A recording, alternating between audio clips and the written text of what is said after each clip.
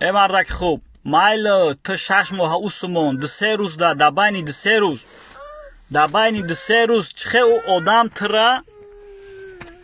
او آدم ترا میگیره وقتی که ویدیو را مونتاژ میکنه از تلفن تو ویدیو را اسکچات میکنه ای تلفن تو مونتاژ میکنه ای تلفن تو با دیگران را روی میکنه دا او سو میگذارونه او را پاپراسید میکنه که بگیره همی چی را در صفحه ختم بگذاره امکانیت باشه کمک کنن. یعنی چخه تو در بین 3 روز نمیفهمی که همه آدم چی کار کردگی در تلفن تو.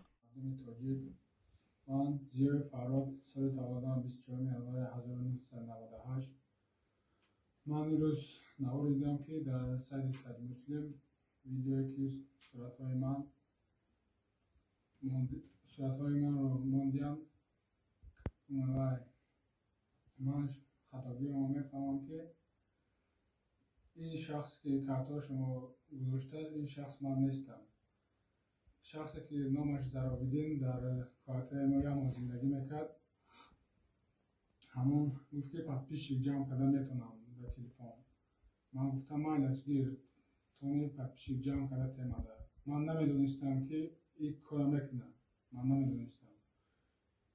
وای از سایت تاج مسلم ویدیو گرفته کارتای خودش مونده در دیگه سایت ها روی میکرده است. من بخدا نمیدونستم این کار.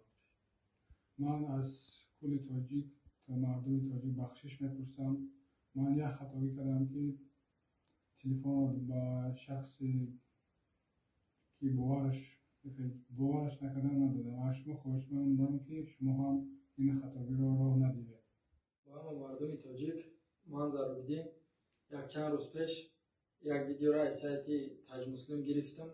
کارتای خدمت در ویدیو گذاشتم و بعد سایت برادر دیگه که فرهاد نام دارد با همون سایت در دیگه سایت ها روان کردم تا که گذارند و در همون حالت برادر تاج مسلم آگاه شدن و تانستن که ما را در حال از راه گردانند و ما برای الله از همه شما بخشش و بعدا از برادر تاج مسلم بخشش میپرسم تا که قدر به تشویش آوردنشانه و گفتنیم که یگان کس همی کار به همی کار دست نزنه عاقبت خوب نداره و رحمت میگم با سایت تاج مسلم تا که سبب شدن ما خطاگی خودمون فهمیدیم.